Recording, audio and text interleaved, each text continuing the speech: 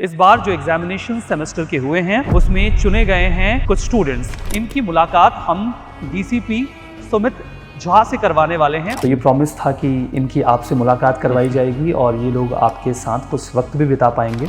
How do you stay calm under pressure? Pressure situation को handle करने के लिए सबसे बड़ा जो ताकत होता है वो लॉ का ताकत, रूल ऑफ लॉ। सर, आपकी जॉब ऑलरेडी बहुत डिमांडिंग है, पर एज ए डीसीपी आपके लिए अभी तक का सबसे चैलेंजिंग एक्सपीरियंस क्या था? यहाँ पे हम 8 दिन 10 दिन बाद का नहीं सोचते। जैसे ही 31 मई को शाम को रिजल्ट आया, अगले दिन से तो मेरी लाइफ ही बदल गई। तो 2017 से पहले जो गाइडलाइन थी उसमें कोई ऐसा कंट्रोल नहीं था। कोई भी आदमी कभी भी आके प्रोटेस्ट कर लेता था और वो प्रोटेस्ट कंटिन्यूस चलती थी, महीने 2 महीने 3 महीने चलती थी। और कुछ प्रोटेस्टर तो ऐसे थे जो इलीगल थे, सालों से यहाँ बैठे हुए थे। प्रोटेस्टर्स को या जो उनका लीडर होता है उसको हम शाम को बुलाते हैं, हम प्रोटेस्टर से वो डिस्कस करते हैं कि प्रोटेस्ट क्या है। सर, हम लोग यहाँ पर जैसे पार्लियामेंट के सामने हैं और सेशंस भी चल ही रहे हैं और ये पूरा एरिया सिक्योरिटी के पर्सपेक्टिव से थोड़ा सेंसिटिव होता है। आपको दिख रहा है सीधा पे जो है नॉर्थ ब्लॉक की बिल्डिंग है, फाइनेंस मिनिस्ट्री है। लेफ्ट साइड पे जो पोर्शन है ये साउथ ब्लॉक है जिसमें डिफेंस मिनिस्ट्री है, उसके बाद पीएमओ है। तमाम इश्यूज़ की जो बिल्डिंग्स हैं हमारे मिनिस्टर रहते हैं, तो उनकी सिक्योरिटी करना हमारा परम कर्तव्य है।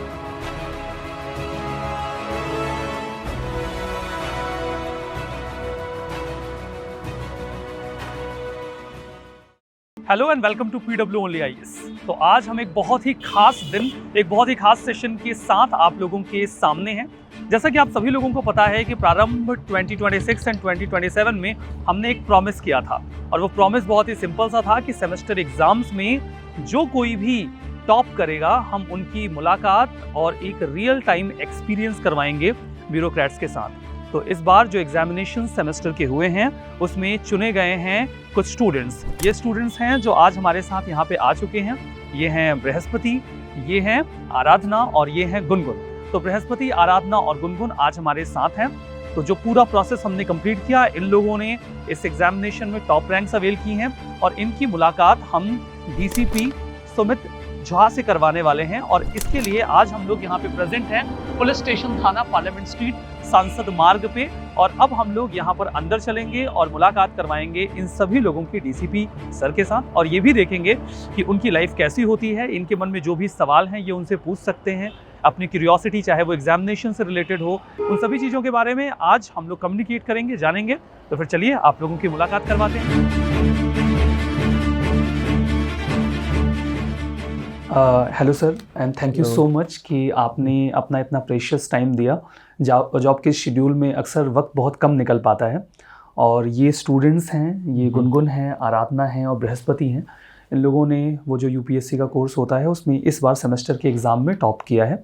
तो ये प्रॉमिस था कि इनकी आपसे मुलाकात करवाई जाएगी और ये लोग आपके साथ कुछ वक्त भी बिता पाएंगे। इसी पर्पज़ से सभी लोग आज यहाँ पे इकट्ठा हुए हैं और हम सभी लोग बहुत थैंकफुल हैं कि आपने इतना प्रेशियस टाइम इन स्टूडेंट्स के लिए निकाला हुआ है। इन लोगों को थोड़ी इंस्पिरेशन मिलेगी, इनकरेजमेंट मिलेगा, थोड़ा देख भी पाएंगे कि हाँ एक्चुअली में एडमिनिस्ट्रेशन में काम होता कैसे है और ये शायद लाइफ टाइम एक्सपीरियंस होगा इन लोगों के लिए। तो चूँकि आज का जो ओवरऑल दिन है सर ये इन स्टूडेंट्स का है, हमने इन्हीं के लिए डिसाइड किया था और हम चाहते हैं कि ये लोग आपसे इंटरेक्ट कर पाएँ। इनके मन के जो सवाल हैं, जो ये किसी ब्यूरोक्रेट से सीनियर पूछना चाहते हैं, वो ये आपसे पूछ पाएँ। Gungun. Okay, sir. So myself Gungun. I'm from Aligarh, Uttar Pradesh. So the very first question of mine is, how do you stay calm under pressure? बड़ा टेक्निकल सवाल पूछ लिया इन्होंने। देखो, पहला ही सवाल आपका एकदम पहला ही बॉल बाउंसर था। लेकिन देखिए, प्रेशर हैंडल करने का सबसे पहले तो through out your life you come across different situations. ऐसा नहीं है कि आप सिर्फ यूपीएससी के टाइम में या फिर जॉब में ही आके, तो your mind and body that is through time वो ट्यून होता है प्रेशर को हैंडल करने के लिए। वो चीज़ें अलग है कि किस लेवल का प्रेशर किस इंस्टेंस पे आता है। तो ऑब्वियसली जब हम लोग यूपीएससी की तैयारी कर रहे होते हैं उस समय तो बहुत ज़्यादा प्रेशर रहता है। मतलब मैं तो ये बोलूँगा कि उस लेवल का प्रेशर मुझे जॉब में नहीं कभी फील हुआ। तो you all must be experiencing, अभी नहीं कर रहे होगे क्योंकि आप लोग का you have started your preparation very early, but then as soon as you near your exam, जब आप अपीयर करेंगे उस टाइम पे आपको फील होगा। तो कुछ तो सबसे ज़्यादा मुझे प्रेशर हैंडलिंग तो यूपीएससी की तैयारी नहीं सिखाया। उसके बाद जब यहाँ आते हैं, जॉब में आते हैं, तो प्रेशर हैंडल करने की डिफरेंट फैक्टर्स हैं जिसके बेसिस पे कोई सिचुएशन ऐसा होगा जहाँ पे जिस सिचुएशन में आप पहले भी रह चुके होंगे। हर बार नया सिचुएशन नहीं होता है, you know, through your work, through your career, you experience different situation at different juncture of your life, कि आपको हर सिचुएशन नया नहीं मिलेगा। तो उस टाइम पे उस सिचुएशन को हैंडल करने के लिए you already have programmed mind कि हाँ लास्ट टाइम जब ये हुआ था तो हमने ऐसे हैंडल किया था और चीज़ें आराम से हो गई थी, तो उसी तरीके से इस बार भी हैंडल करेंगे। देन यू हैव जैसे हम लोग पुलिस में हैं, पुलिस में क्या है कि प्रेशर सिचुएशन को हैंडल करने के लिए सबसे बड़ा जो ताकत होता है वो लॉ का ताकत है, rule of law, and everybody fears law. जो लॉ अबाइडिंग सिटीजन्स हैं वो तो लॉ को फियर करते ही हैं, तो वो हमारा सबसे बड़ा टूल होता है to handle pressure situation. Aradhana? Sir, आपकी जॉब ऑलरेडी बहुत डिमांडिंग है, पर एज ए डीसीपी आपके लिए अभी तक का सबसे चैलेंजिंग एक्सपीरियंस क्या था? यार देखिए, अभी तो मुझे दिल्ली में ज्वाइन किए 4 महीने ही हुए हैं एज एडिशनल डीसीपी, लेकिन इससे पहले मैं अरुणाचल में था।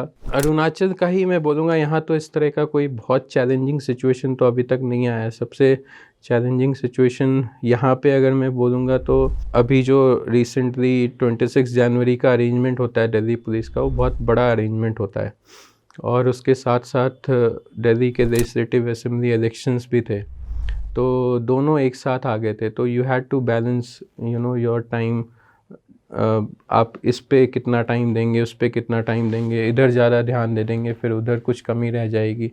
तो एज सच कोई एक पर्टिकुलर सिचुएशन नहीं था, बट ओवर द टाइम जो जैसे चीज़ें अनफोल्ड होती गई तो दोनों चीज़ को बैलेंस करना बहुत टफ था।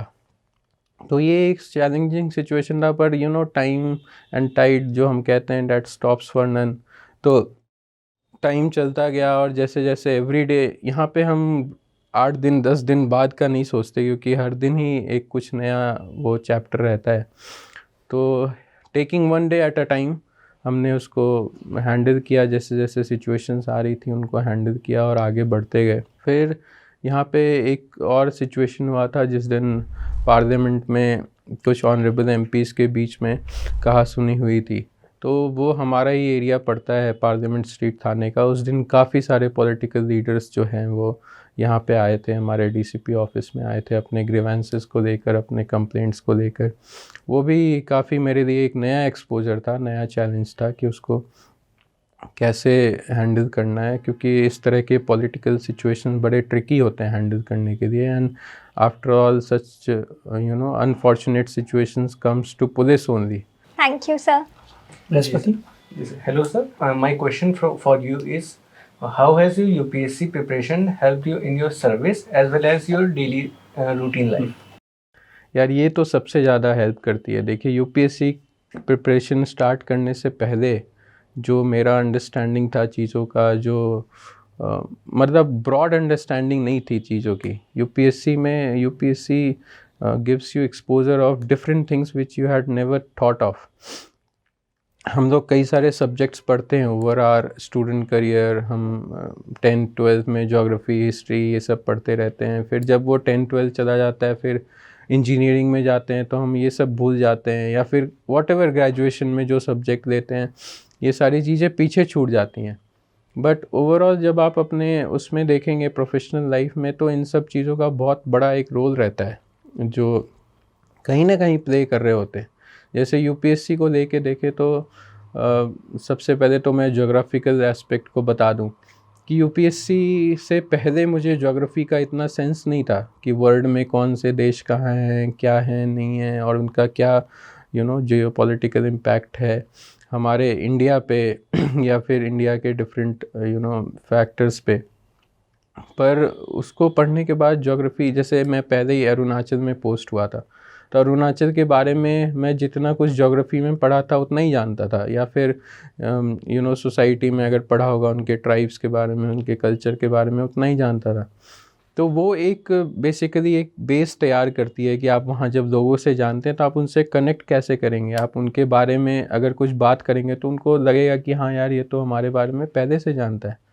And that connect in bureaucracy is very important. Public connect, 1-to-1 connect, आप किसी से जब इंटरेक्ट करते हैं तो, and the person who is talking to you feels very good कि जब आप उसके पहनावे ओरावे के बारे में, उसके ट्राइब के बारे में, उसके कल्चर के बारे में पहले से जानते हो, आप उस स्टेट के बारे में जानते हो. तो और फिर दिल्ली का भी अगर हम ले लें तो दिल्ली में जैसे ज्योग्राफी में हम बहुत सारे टर्म्स और बहुत सारे फिनोमेना पढ़ते हैं, जैसे वेस्टर्न डिस्टर्बेंसेस पढ़ते हैं. पता नहीं अगर अभी तक आप लोगों ने पढ़ा है कि नहीं, पर आगे पढ़ना ही पड़ेगा क्योंकि उससे सवाल आते हैं. तो एयर पोल्यूशन जो दिल्ली में होता है उसका, वेस्टर्न डिस्टर्बेंसेस का क्या रोल रहता है एयर पोल्यूशन पे, क्या वो पॉजिटिवली इम्पैक्ट करता है, नेगेटिवली इम्पैक्ट करता है. फिर जैसे यूपीएससी में साइंस एंड टेक्नोलॉजी, बहुत पहले मतलब 10th-12th के बाद हमने साइंस पढ़ना बंद कर दिया था. साइंस इन द सेंस की जो कोर साइंस होता है वो उसको पढ़ना बंद कर दिया था. फिर इंजीनियरिंग में जैसे मैं आ गया तो फिर तो डोमेन ही अलग हो गया. हाँ, उसमें बहुत हाई लेवल साइंस का यूज़ होता है, मैथ्स का यूज़ होता है, बट देन जो बेसिक साइंस होता है कि जैसे व्हीकुलर एमिशंस क्या होते हैं, how diesel vehicles are more polluting than petrol vehicles. Sometimes जब आप रोड पे घूमते रहेंगे, लेट्स से आप ट्रैफिक में हैं, आप किसी गाड़ी को आपने रोका डीजल वाले को. अब डीजल की गाड़ियाँ 10 साल से ज़्यादा की गाड़ियाँ दिल्ली में अलाउड नहीं है, पेट्रोल की 15 साल से. अब वो आदमी आपसे क्वेश्चन कर सकता है कि यार हमने डीजल वाले ने कुछ गुनाह कर रखा है क्या, हमें क्यों 10 साल में रोक रहे हो, पेट्रोल वाले को क्यों 15. तो you should have an answer to that, और एक कन्विंसिंग आंसर होना चाहिए. तो जब आप उसको साइंटिफिक तरीके से एक लॉजिक देंगे कि हाँ how diesel vehicles are more polluting, तब वो कन्विंस होगा और आप भी अपने आप को सेटिस्फाइड फील करेंगे. कुछ स्टूडेंट्स और थे तो उनमें से एक स्टूडेंट का क्वेश्चन है, उन्होंने कहा था कि सर आप मेरी ओर से पूछिएगा. मैंने कहा बिल्कुल मैं पूछूंगा. तो उनका ये है कि जैसे लोग सर्विस में आने के बाद की सिचुएशन को लेके बड़ा फैसिनेटिंग रहते हैं कि सर्विस में जाएंगे तो ऐसा हो जाएगा वैसा हो जाएगा. और मुझे लगता है कि ये फैसिनेशन लगभग हर किसी ऐसे बच्चे के मन में होता है जो तैयारी कर रहा होता है. उसे एक्चुअली में पता होता नहीं है कि सर्विस में जाने के बाद की लाइफ कैसी होती है. तो वो केवल एक इमेजिनेशन में होता है सर्विस के बाद की लाइफ को लेकर. तो सर आपने भी कभी जब प्रिपरेशन करी होगी तो आपके मन में भी एक थॉट प्रोसेस रहा होगा, फैसिनेशन रहा होगा. तो जब आप सर्विस में आए तो वो थॉट प्रोसेस या फैसिनेशन कितना रियल निकला, मतलब क्या हम सोचते हैं और वो एक्चुअली में क्या निकलता है, वो रियलिटी क्या होती है. तो वो उनके मन में क्वेश्चन था. देखिए, जब तैयारी के टाइम पे हम ये सारी थॉट प्रोसेस दिमाग में आती है. ऑब्वियसली आप कोई काम कर रहे होते हैं, आपका पर्पस होता है, आपका एक गोल होता है, ऑब्जेक्टिव्स होता है, और उस गोल की तरफ पहुंचने के लिए आपको कुछ शक्तियां होनी चाहिए जो आपको ड्राइव करें.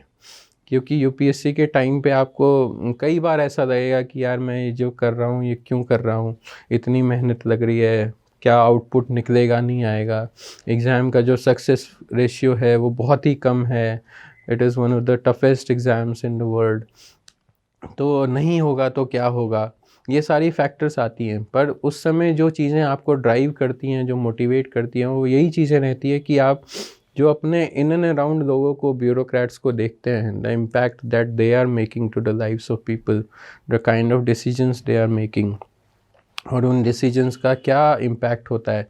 आप तैयारी के टाइम पे आपका जितना एक्सपोजर होगा आप उतने ही, जैसे आज आप मेरे से मिले, इससे पहले आपने कभी अपने एरिया में, अपने सिटी में कभी डीएम को देखा होगा, कभी कुछ एक्शन करते हुए या मूव करते हुए, कहीं एसपी को देखा होगा. Because I am talking about these two post because they are present in each and every district of our country, और वो विजिबल रहते हैं और पब्लिक डोमेन में ज़्यादा आते जाते रहते हैं, इसलिए आपको इसका सबसे ज़्यादा एक्सपोजर रहता है. अदर सर्विसेज ऑल्सो, कभी आप मान लो रेलवे स्टेशन पे जा रहे हो, रेलवे कैसे गाड़ियाँ मूव करती हैं, उनके ऑपरेशंस और सब कुछ, उसमें भी सिविल सर्विसेज से ही लोग आते हैं जो उसके हायर लेवल को कमांड करते हैं. तो आपकी जो एक्सपोजर रहती है तो उसको देख के आप मोटिवेट होते हैं कि यार हम भी कभी इस तरह का डिसीजन ले पाएंगे.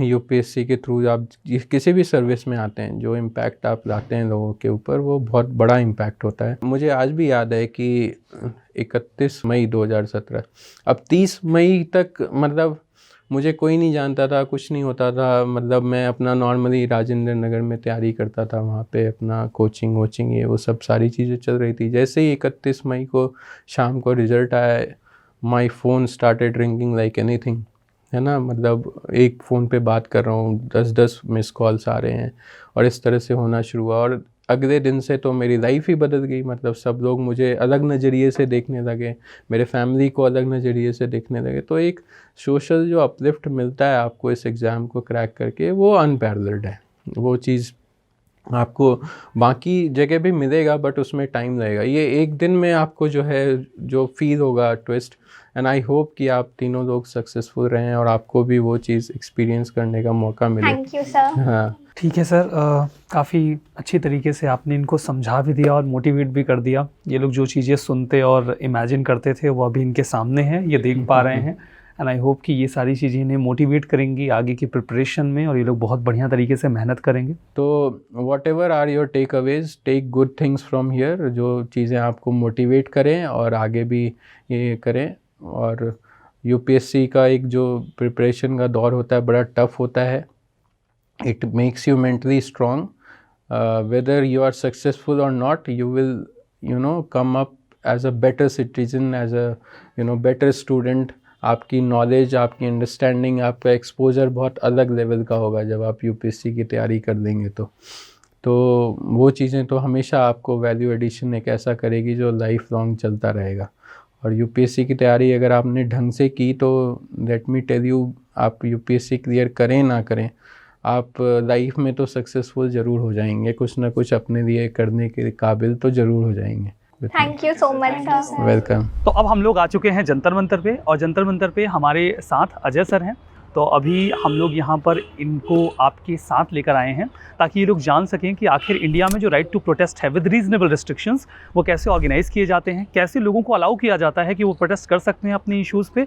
एट द सेम टाइम उन्हें कुछ लिमिटेशंस फॉलो करनी होती हैं, कुछ रूल्स एंड रेगुलेशंस फॉलो करने होते हैं, तो वो ये सारी चीज़ें समझ पाएँ।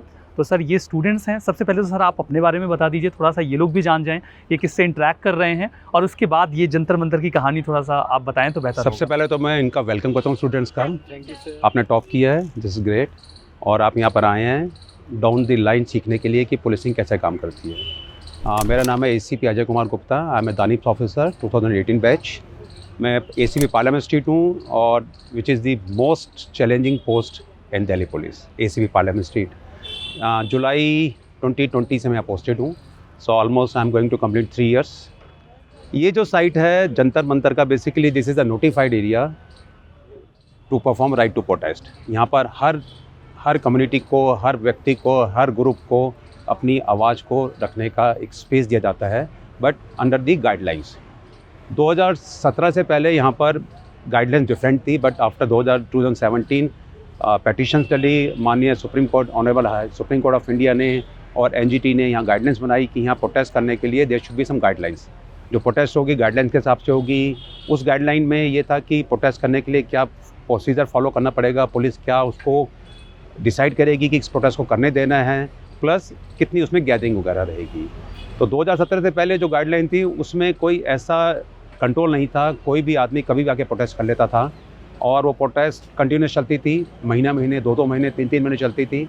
और कुछ प्रोटेस्टर तो ऐसे थे जो इंडिविजुअल थे, सालों से यहाँ बैठे हुए थे, वो सुबह से लेकर रात तक यहाँ रहते थे, उनका रात को स्टे होता था। वो हमारे लिए चैलेंजिंग था कि रात को प्रोटेस्टर की सेफ्टी भी करना। यू नेवर नो, कोई आदमी आके रात को कुछ भी किसी के साथ कर जाए।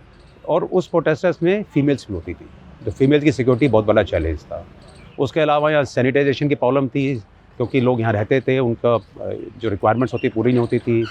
और सबसे बड़ा चैलेंज था जो यहाँ के रेजिडेंट्स हैं। इस रोड पर काफ़ी आगे जाके रेजिडेंशियल एरिया भी हैं, कुछ रेजिडेंशियल लोग भी रहते हैं जिनका ये प्रोटेस्ट था कि वो उनके लिए दिक्कत थी कि यहाँ रात भर शोर मचता है, दिन भर लाउड स्पीकर चलते हैं, तो हम लोग कैसे रहेंगे यहाँ पर। और बड़ी कॉमन सी बात है, यदि आपके घर में 24 घंटे लाउड स्पीकर की आवाज़ आएगी without any ceiling on the volume, तो वो कैसे लोग रहेंगे। तो उसके बाद गाइडलाइन बनी, ऑनरेबल सुप्रीम कोर्ट ने हमको डायरेक्शन दी दिल्ली पुलिस को कि इसमें गाइडलाइन फ्रेम की जाए। और उसके बाद हम लोगों ने डिस्कस करके यहाँ गाइडलाइन बनाई है कि किस हिसाब से वो होगा। उस गाइडलाइन में सबसे बड़ी बात थी कि एरिया को नोटिफाइड किया जाए, क्योंकि संसद मार्ग है, रोड अप्रोचिंग टुवर्ड संसद, तो वहाँ पर प्रोटेस्ट करना एक वो माना जाता है कि जिसने वहाँ प्रोटेस्ट करी उसकी आवाज़ पार्लियामेंट तक जाएगी यदि वो शोर मचाएंगे। ये एक प्रोटेस्टर का मानना होता है कि हम संसद मार्ग पर प्रोटेस्ट कर रहे हैं तो मेरी आवाज़ संसद तक जा रही है। तो वो प्रोटेस्ट करना बहुत चैलेंज होता था, क्योंकि वहाँ पर जो क्राउड प्रोटेस्ट करने आते थे वो बहुत ज़्यादा एग्रेसिव हो जाते थे कि प्रोटेस्ट करने के लिए आपको मिनिमम 10 डेज़ पहले you have to move an application. आप एक एप्लीकेशन देंगे DCP न्यू दिल्ली के नाम से, उसमें पर्पज़ लिखेंगे आपका क्या पर्पज़ है, कौन प्रोटेस्ट करेगा, और हम एक उसमें अंडरटेकिंग लेते हैं जिसमें अंडरटेकिंग है देयर आर सेवरल कंडीशंस। वो अंडरटेकिंग को फॉलो करना ऑर्गेनाइज़र की प्राइम रिस्पॉन्सिबिलिटी है।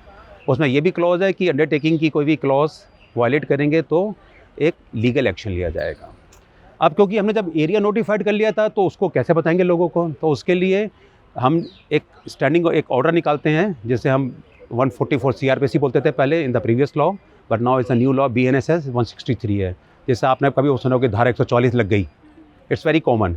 तो that is an order issued by the ACP concern where by unlawful assemblies is prohibited, कि this is the protest site. अब इस प्रोटेस्ट साइट में आप देख सकते हैं, अब यहाँ आज प्रोटेस्ट है, अभी दोपहर के बाद एक सुबह हो चुकी है। इट्स वेरी रेयर कि प्रोटेस्ट कम होती है, बट बिकॉज ऑफ इलेक्शंस थोड़ा सा प्रोटेस्ट कम हो गई थी, बट अब प्रोटेस्ट होनी शुरू हो गई है। तो हमारे पास एप्लीकेशन आती है around 7 to 8 days 10 days advance आ जाती है, उसको हम असेस करते हैं। हमारे there is a separate branch, X branch is there, उस एक्स ब्रांच में एप्लीकेशन आती है with all condition, then that application is considered, उसको देखा जाता है कि what is the subject matter.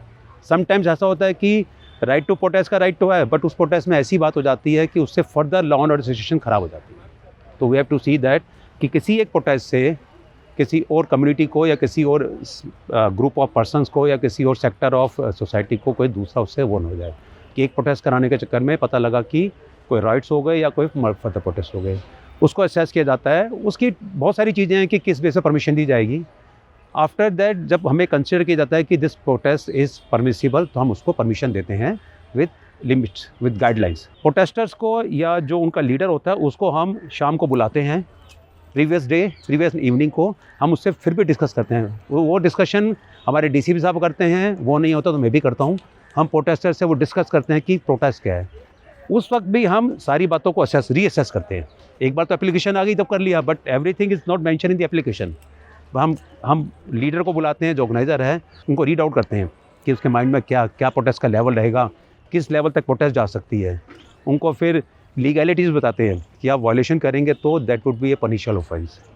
क्योंकि कई बार ऐसा बहुत बार हुआ है कि प्रोटेस्ट में सारी बात कर जाते हैं, हम कुछ नहीं करेंगे, बट जब प्रोटेस्ट करने आते हैं तो लीडर बोलेगा आई एम हेल्पलेस, कि जो ग्रुप है they are not under my control. तो उस सिचुएशन में क्या होता है, प्रोटेस्टर्स की टेंडेंसी रहती है कि let's March towards parliament house, क्योंकि ये सब चीज़ें हैं। प्रोटेस्ट करने से उनको मालूम है कि इमीडिएटली कोई रिलीफ नहीं मिलेगा, बट उनकी बात मीडिया के थ्रू जाती है, पब्लिक तक जाती है। तो जब वो प्रोटेस्ट करने की बात करते हैं तो देयर आर 2 ways। एक वो रास्ता जाने का है, जनरली वहाँ कम लोग जाते हैं, मोस्टली लोग इसी साइड पर आते हैं। तो ये आके फिर इस बैरिकेडिंग जो हमने कर रखी है, दिस इज़ वेल्डेड बैरिकेडिंग है, हमने वेल्ड किया हुआ है। क्योंकि वेल्ड नहीं करेंगे तो वो इतने यूथ या जो प्रोटेस्ट करने आते हैं वो इतने जोश में होते हैं, इन बैरिकेड को मोस्टली उखाड़ देते हैं, तोड़ देते हैं पोस्ट से। तो ये वेल्डिंग कर हम रखते हैं ताकि बहुत ईजिली ब्रेक ना हो, क्योंकि किसी भी सिचुएशन में ऐसे प्रोटेस्टर क्रॉस करके यदि पार्लियामेंट हाउस पहुंच जाते हैं तो हमारी सिक्योरिटी को थ्रेट हो जाता है, क्योंकि ये नहीं पता कि उस भीड़ में कोई भी मिचीवियस आदमी आके इसमें कुछ इन्वॉल्वमेंट कर दे। तो यू नेवर नो कि सारे प्रोटेस्टर हैं, जो लीडर है वो हर आदमी को नहीं पहचान पाता, क्योंकि all over the country, across the country लोग आते हैं। मान लीजिए कोई एक ग्रुप किसी एक इशू पर प्रोटेस्ट कर रहा है और उस प्रोटेस्ट से किसी दूसरे ग्रुप को कोई नुकसान होता है तो वो लोग आ जाते हैं। बहुत केसों में ऐसा हुआ है कि प्रोटेस्ट हुआ है बट उनके राइवल ग्रुप वाले भी उस प्रोटेस्ट में आ गए, उसमें शामिल हो गए या बाहर से देख रहे हैं, तो वो एक again law and order situation आती है। तो इसको भी हमें टैकल करना पड़ता है बहुत ज़्यादा। प्रॉपरली गार्डेड रहते हैं पैरामिलिट्री फोर्स हम लोग, और हमने एक सेंट्रलाइज अनाउंसमेंट सिस्टम भी लगा रखा है। मैं आपको चलवा कर दिखाता हूँ कि सेंट्रलाइज हम अनाउंसमेंट करते हैं। यदि हमें लगता है कि क्राउड अब थोड़ा सा हॉस्टाइल होने वाला है, वायलेंस पे आ रहा है या अग्रेसिव हो रहा है, दे में मार्च टुवर्ड वो, तो हम उनको वार्निंग दे देते हैं। समटाइम्स क्या होता है, supporters are not willing, leaders उनको लीड करते हैं चलिए हम, पर जब हम अनाउंसमेंट करते हैं तो सपोर्टर्स को बैकआउट कर जाते हैं या लीडर भी डरते हैं कि नो पुलिस ने कॉग्निजेंस ले लिया, पुलिस हमको वार्निंग दे रही है, तो वो चुप हो जाता है। कई बार क्या होता है, हम लोग यहाँ पर कोई प्रोटेस्ट नहीं है, सडन प्रोटेस्ट भी आ गया, तो हम इमीडिएटली, वैसे तो हमारी फोर्स रहती है, पैरामिलिट्री फोर्स, हमारा लोकल स्टाफ रहता है, बट सम टाइम ज़्यादा लोग आ जाते हैं। अब जहाँ यदि ये लोग इस बैरिकेड के across this barricade 163 BNS is applicable, okay, that's immunity from the protest is within this barricades only.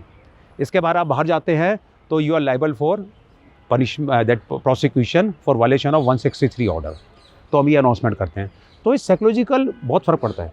इससे जो मतलब we can say particular portion of the जो होता है प्रोटेस्टर का वो थोड़े पीछे हो जाते हैं। बाकी बहुत बार ये भी होता है कि बैरिकेड्स पे आए, मीडिया को हाइप दी, बैरिकेड पे चढ़े, फोटोग्राफी, और वह शांत होकर चले जाते हैं। बट उसके बाद भी डिस्पर्सल के बाद भी हम लोग उनके डिस्पर्स होने का ध्यान रखते हैं कि यहाँ से तो पीसफुली जा रहे हैं, पता लगा यहाँ से प्रोटेस्ट करते करते पार्लियामेंट हाउस चले गए, होम मिनिस्टर के घर चले गए, डिफेंस मिनिस्टर के घर चले गए, ऐसे इंसिडेंट हुए हमारे पास। जब यहाँ से प्रोटेस्टर डिस्पर्सल होता है तो हम अपने वायरलेस सेट पे हम पूरे दिल्ली, न्यू दिल्ली डिस्ट्रिक्ट के तमाम मोटरसाइकिल्स, पेट्रोलिंग वैन्स और स्टाफ को हम मैसेज देते हैं कि नाउ ये क्राउड जो डिस्पर्स हो रहा है इनको फॉलो करिए, इनको मॉनिटर किया जाए। कुछ केसों में हम ऐसा भी करते हैं कि बसेस में बिठा के उनको उनके प्लेस ऑफ स्टे पर छोड़ के आते हैं, जस्ट टू इंश्योर कि ये लोग कहीं पर भी पिलफरेज नहीं करेंगे, कहीं और नहीं जा पाएंगे। DFMD पे चेकिंग होती है, हमने जहाँ से हमने एंट्री की थी वहाँ पर हम चेक करते हैं। DFMD होता है, कोई सस्पिशियस पर्पज़ ऑफ उसका है कि कोई suppose if someone is carrying any weapon, तो उसकी जो आवाज़ आती है, बीप की आवाज़ की, उसकी वेलोसिटी से हम उसको चेक करते हैं। जो लोगों की बिलोंगिंग्स होती हैं, बैग्स वगैरह, तो उनको चेक करते हैं ताकि इसमें पता लगा कोई सस्पिशियस, कोई आर्म, कोई ऐसा चीज़ ना लिया है, या कोई ऐसा बैनर, ऐसा पोस्टर या ऐसा कोई फ्लैग ना लिया है जो which is against the integrity of our country, तो हमको उसके साथ वो भी करना है। राइट टू प्रोटेस्ट के साथ ऐसा नहीं है कि आप राइट टू प्रोटेस्ट में आप अगेंस्ट द कंट्री जाएं, आप किसी और रेडिकल ग्रुप का, किसी टेररिस्ट ग्रुप का यहाँ कोई फ्लैग लगा दें या उनकी टी शर्ट पहन लें। उनका मकसद है एक सीन क्रिएट करना, वो उनका अचीवमेंट है, वो उनका जॉब, उनका अपना काम है, उनका पर्पज़ है। बट हमारा जो पोर्ट है कि हमें हर तरह से लॉ एंड ऑर्डर मेंटेन करना है, कोई ऐसी सिचुएशन ना आ जाए जिसमें हमें जवाब देना हमें मुश्किल पड़ जाए। तो उसके लिए हम वहाँ DFMD पर सर्चिंग फ्रिस्किंग करते हैं, सब कुछ करते हैं। उसके बावजूद भी अंदर हमारे स्पॉटर्स रहते हैं, हम लोग सिविल ड्रेस में भी रखते हैं ताकि वो घूम घूम के भी देखते रहते हैं कि कोई मिसचीवियस आदमी वहाँ से बच के आ जाए तो यहाँ कुछ ना कर ले। हम पूरी प्रोटेस्ट को यहाँ पर हम वीडियोग्राफ करते हैं, एवरी प्रोटेस्ट को हम वीडियोग्राफ करते हैं so that can be use in future. कई बार ऐसा होता है कि ओवर द साइड कुछ बात निकल गई, हम उसको ध्यान नहीं कर पाए, मीडिया में आ गई, हाइप हो गया, पता लगा किसी ने हेट स्पीच कर दी है, तो in that case our video recording is very helpful as a piece of evidence. यहाँ इतनी प्रोटेस्ट होती है कि यहाँ कोई नहीं खड़ा हो सकता, क्योंकि एक सामने प्रोटेस्ट है, इधर प्रोटेस्ट है, दोनों के लाउड स्पीकर की जो वॉल्यूम है, जब स्पीकर्स की, वो इतनी तेज़ होती है कि कोई समझ नहीं आता कि कौन क्या बोल रहा है। तो just to ease out that हमने ये कर दिया। उससे ये फ़ायदा होता है कि जो सपोज आज हमारे 10 प्रोग्राम हैं और 10 प्रोग्राम में हमारे 2000 की गैदरिंग है, तो 2000 की गैदरिंग इकट्ठे आएगी तो इट्स ए डिफ़िकल्ट कंडीशन। तो हमने उस 2000 को 1,000 में डिवाइड कर दिया। 1000 फर्स्ट शिफ्ट में आ गए, 1000 सेकंड शिफ्ट में आ गए। It's comfortable and easy for police also and for the protesters also. तो इसमें करके अपना आराम से प्रोटेस्ट कर देते हैं। प्रोटेस्ट के बारे में सर ये बहुत ज़रूरी बातें थी जो ना केवल इनके लिए ज़रूरी थी बल्कि एक आम इंसान को भी पता होना चाहिए कि एक्चुअली में प्रोटेस्ट कैसे ऑर्गेनाइज़ किया जाता है। कुछ लोगों को तो ऐसा लगता है कि बस वो जाएंगे और कहीं पर आलती पालती मार के जंतर मंतर में बैठ जाएंगे और उनका प्रोटेस्ट शुरू हो जाएगा। बट इतने रूल्स एंड रेगुलेशंस के साथ, स्पेसिफिकेशंस के साथ प्रोटेस्ट होते हैं। और सबसे मोस्ट इंपॉर्टेंट पॉइंट जो आपने हाईलाइट करी कि प्रोटेस्टर्स की सिक्योरिटी भी इंश्योर करनी पड़ती है। तब जैसे प्राइमरी मतलब for police point of view से the security of the protester is the primary thing. अब यहाँ पर प्रोटेस्ट एक टॉपिक पे, एक मुद्दे पे हम एक दिन अलाउ करते हैं, and that too up to 5 PM only. रात को प्रोटेस्ट कराना किसी को अलाउड नहीं है। हाँ पापा, बहुत लेटर्स आते हैं कि indefinite strike, indefinite hunger strike, हम उसको रिजेक्शन इशू कर देते हैं। और जिस एप्लीकेशन को हमें कंसिडर नहीं करना, हम उसको एक ऑफिशियली एक लेटर देते हैं कि योर जो request for this protest is not considered in view of law and order situation. It's not necessary कि हम उसको स्पेसिफिकली बताएं क्या है, बट हम उसको रिजेक्शन देते हैं कि आपको प्रोटेस्ट करना अलाउड नहीं है। और उसके बावजूद यदि वो कोई आता है तो then we have no other option to take a legal action. Sir, आपके करियर का अभी तक का सबसे चैलेंजिंग आपका कौन सा प्रोटेस्ट है जो आपने अभी तक मैनेज किया? प्रोटेस्ट मैं न्यू दिल्ली में 2011 में भी था। तो उस समय जो प्रोटेस्ट था अन्ना मूवमेंट, उस मूवमेंट ने जो प्रोटेस्ट की जो कंसेप्ट चेंज कर दी थी। पहले प्रोटेस्ट में लोग कभी भी लीडर्स के घर पे नहीं जाते थे और गवर्नमेंट ऑफिसेज में नहीं जाते थे, लोग जनता मंतर आते थे बस। एट द मोस्ट हम पार्लियामेंट की तरफ जाएंगे, बैरिकेड तोड़ते थे और डिटेन हो जाते थे। बट 2011 से जो प्रोटेस्ट शुरू हुआ था, अन्ना हजारे का जो हुआ था, उसमें ये प्रोटेस्ट हो गया था कि small group of students, basically young students से एक वेव चली थी। ये लोग जाके किसी भी लीडर के, किसी भी मिनिस्टर के घर में जाकर बैठ जाते थे। वो that was the most challenging. हम लोग एक ग्रुप को उठा के आके बैठते ही थे, तभी मैसेज आता था कि फलां, क्योंकि दूसरा ग्रुप पहुंच जाता था, because there were number of groups.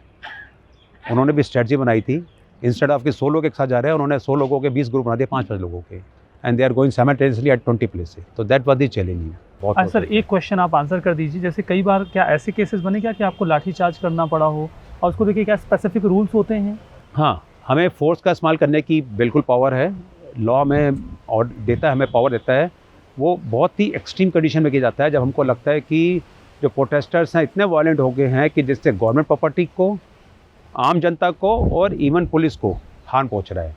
यदि हम प्रोटेस्टर को रोक रहे हैं, हम लोग यदि कोई भी फोर्स यूज़ करेंगे, फोर्स यूज़ करने के लिए सबसे जो पहला होता था हमारा, हम लोग वार्निंग देते हैं। जैसे वार्निंग दी थी, वार्निंग दी जाएगी बाकायदा, उनको बताया जाएगा, उनको लॉ बताया जाएगा। हम बैनर्स लगाते हैं वॉल्यूशन के 188 का या 163 बैनर्स का, हम प्रोटेस्ट के बाद बैनर लगाते हैं अक्रॉस दिस बैरिकेड्स कि ये एरिया एट दिस, मतलब उसका मतलब ये होता है कि उस पर्टिकुलर एरिया में प्रोटेस्ट इज़ नॉट अलाउड।